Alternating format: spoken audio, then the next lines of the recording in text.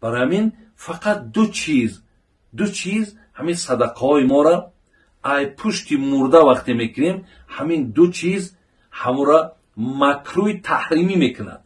یعنی همین صاحب فتاوای محمودی حکم مکروه تحریمیش میته. کدام وقتی که نامش میگذاریم، یکم نامش میگذاریم، یعنی میگیم بچه ها پگا پنجشنبه ما پنجشنبگی داریم، یا بچه ها پگا هفته پدر مای، یا سیبگی مادر مای.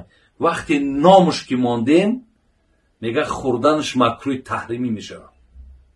دو، روز معین میکنیم. ببین دو چیز، معین کردن روز و گذاشتن نام. یعنی روز معین کردن چیه؟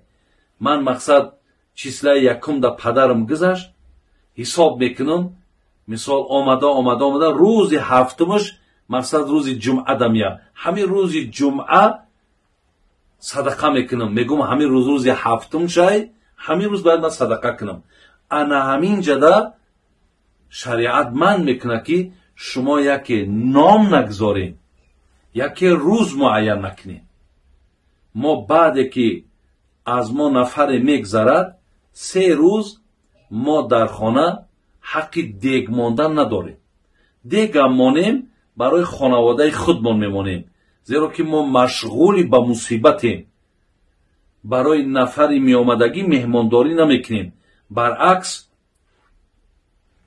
ما موافق حدیث هم میبینیم که تا 3 روزه از خانه همسایه ما در خراب میآید. انامون موافق با سنت های اصنعوا لآل جعفر طعاما، همین حدیث های.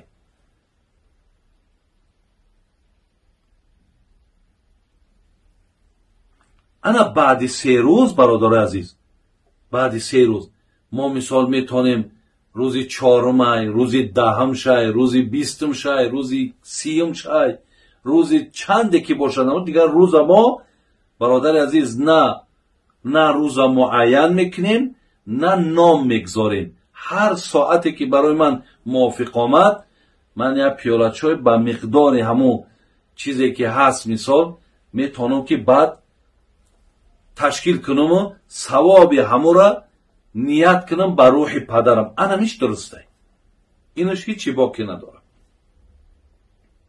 قاعده شرعیش برادر عزیز انمینه.